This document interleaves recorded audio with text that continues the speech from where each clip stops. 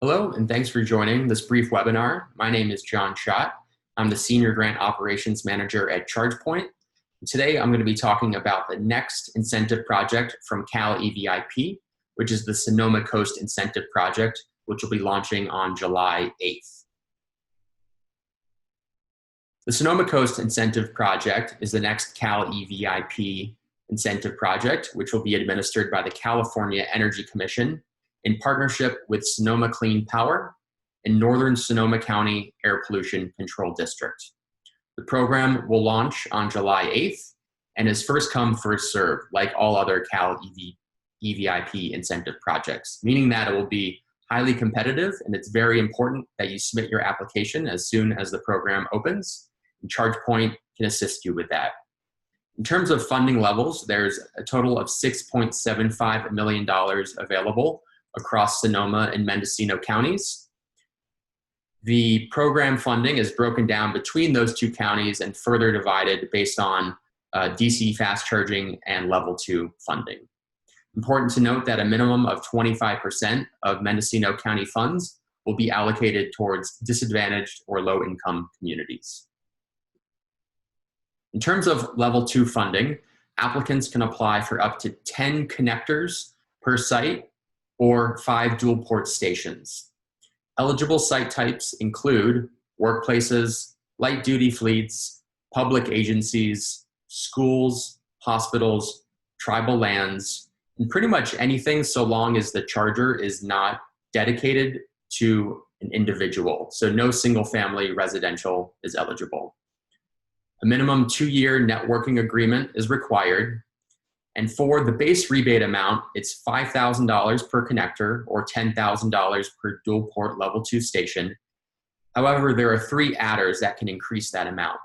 You can get an additional $500 per connector if you're in a disadvantaged or low income community, an additional $1,000 per connector if you're in a multi-unit dwelling, and an additional $1,000 per connector if you're in an unincorporated town or community in Mendocino or Sonoma County. In terms of DC fast charging funding, you can apply for up to 4 chargers per site. And it's very important to note that these DC fast chargers, they must be available to the public 24/7, 365. So they cannot be behind a fence or a gate or in a parking lot that closes during the evening. And they also require a 5-year networking agreement. The base rebate for a DC fast charger is up to $50,000 per unit, or 75% of eligible project cost, whichever is less.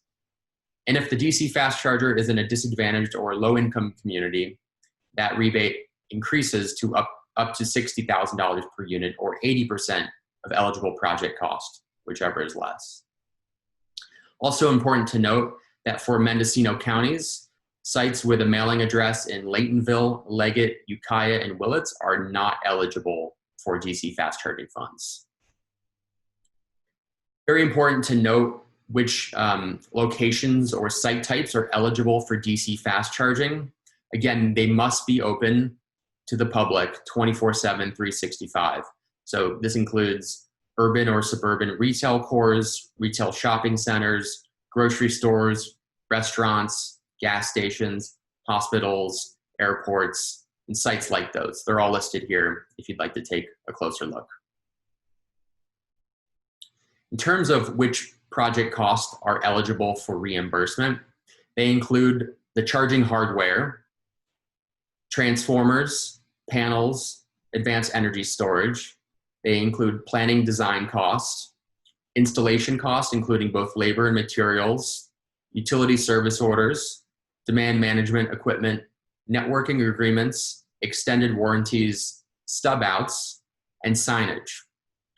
The costs that are not eligible for reimbursement are permit fees, solar panels, and costs paid by other rebate or incentive programs.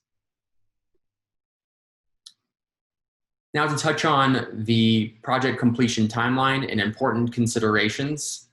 DC fast charging projects, they must be completed within 15 months of the fund's reserve date. And additionally, for the Sonoma Coast Incentive Project, there's a new milestone requirement that DC fast charging projects must provide evidence of permit submittal or utility design submittal within 60 days of the fund reserve dates.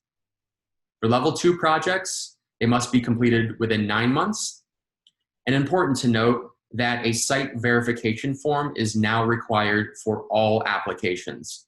Previous Cal EVIP incentive projects, this was only required when the applicant did not have site control or own the property.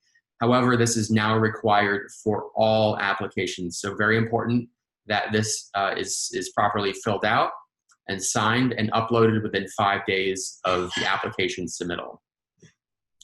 Thanks very much for your time today. And if you're interested in learning more about this program and how ChargePoint can help you every step of the way to make sure that you get an application submitted for this incentive project, please reach out to us or contact us at sales@chargepoint.com. Thank you.